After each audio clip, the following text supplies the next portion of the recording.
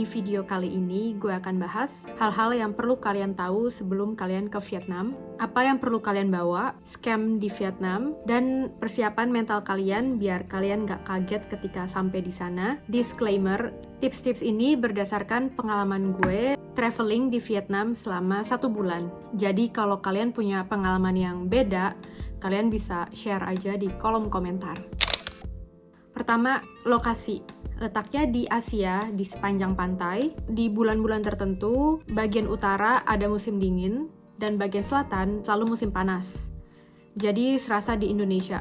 Yang gue suka di sepanjang pantai di Vietnam, banyak seafood atau makanan laut yang harganya terjangkau. Sebagai warga Indonesia, kita nggak perlu urus visa untuk datang ke Vietnam. Karena Vietnam dan Indonesia sama-sama bagian dari ASEAN. Jadi kalian hanya butuh paspor. Keuntungan kedua, mata uang Vietnam, yaitu dong, lebih rendah daripada rupiah. Jadi jalan-jalan di Vietnam itu bisa dibilang cukup terjangkau untuk sebagian orang Indonesia. Gue beli nangka sebanyak ini, harganya cuma Rp22.000 atau sekitar 35.000 dong. Dan rasanya manis banget. Di Vietnam gue menginap di Airbnb, harganya kurang dari 200.000 per malam, lokasinya dekat pantai, dan tempatnya cukup nyaman buat gue. Dan gue bisa pijat dengan harga 60.000 sampai 100.000 rupiah. Itu sekitar 100.000 sampai 200.000 dong. Ho Chi Minh. Ini adalah ibu kota Vietnam, vibe-nya tuh kayak Jakarta menurut gue.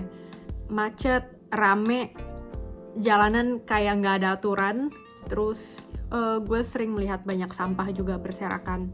Tapi worth it untuk dikunjungi menurut gue. Di kota Ho Chi Minh ada museum perang yang menurut gue itu recommended untuk kalian kunjungi. Yang melalui foto-foto dan benda-benda yang ditampilkan, kalian bisa lihat betapa sadisnya perang antara Vietnam dan Amerika pada saat itu. Dan juga dampaknya. Terus ada Cu Chi Tunnel, terowongan bawah tanah, sepanjang 120 km, tempat warga Vietnam menampung pasukan, komunikasi, logistik, dan untuk menjebak tentara Amerika Serikat pada saat perang. Setelah energi gue terkuras, berkunjung di tempat-tempat bersejarah tentang perang, lalu gue ke museum seni di Ho Chi Minh untuk tenangin diri. Tapi yang terjadi adalah energi gue terkuras lagi karena karya-karya seni di sini kebanyakan itu tentang perang. Banyak tempat bersejarah tentang perang. Jadi please banget untuk berempati dengan sejarah kelam mereka saat kalian datang ke museum perang atau ke tempat-tempat bersejarah tentang perang. Gue sempat ke museum perang di Ho Chi Minh dan gue lihat beberapa orang nangis. Menurut gue, warlock Vietnam itu kayak orang Batak. Mereka bisa ngobrol dengan suara keras dan menggelegar. Saat di Vietnam, gue sering bingung apakah ini orang pada berantem atau ngobrol biasa. Gue sarankan kalian download Google Translate. Di Google Translate itu ada fitur kamera dan voice note. Kenapa gue sarankan kalian download Google Translate? Itu karena banyak warga Vietnam yang nggak bisa bahasa Inggris atau bahasa Inggrisnya kurang begitu jelas. Dan warga lokal yang bisa berbahasa Inggris, pengucapan mereka itu masih kental dengan aksen Vietnam.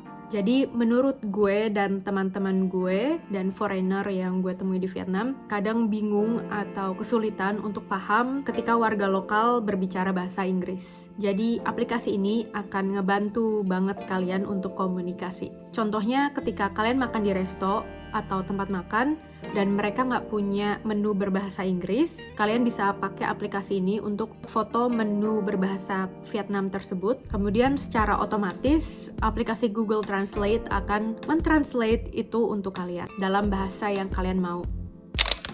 Warga Vietnam itu suka banget karaoke.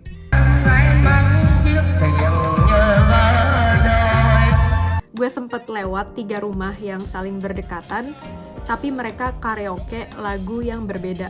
Jadi kalian bayangin aja betapa hingar-bingarnya kalau kalian stay di kota atau di perumahan penduduk. Warung dan tempat wisata pun bisa jadi tempat karaoke. Hari kedua gue masih jet lag, terbang dari Belgia ke Vietnam sekitar 16 jam perjalanan, tapi tetangga gue udah karaoke jam 7 pagi.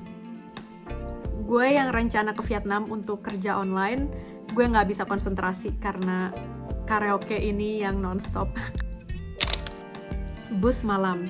Kalian bisa naik bus malam di Vietnam yang kursinya bisa untuk selonjoran atau tidur. Warning dari gue, kalian mungkin nggak bisa tidur saat naik bus malam karena supirnya selalu bunyiin klakson.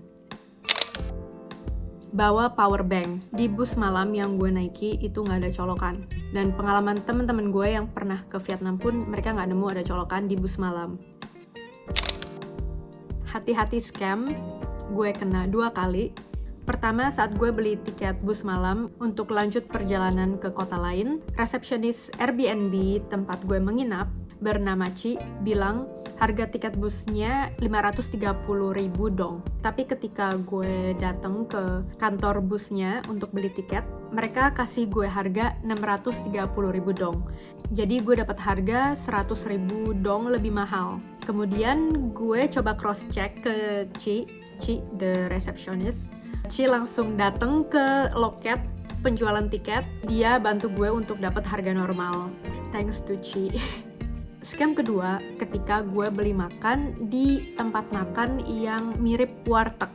Jadi kita bisa pilih menu yang kita mau, terus penjual bisa kasih harga ke kita. Nah, pas gue tanya ke ibu penjual berapa total harga makanan gue, dia kasih harga 4 kali lipat. Gue sempet kaget, tapi gue nggak bisa lawan atau gue nggak bisa cekcok.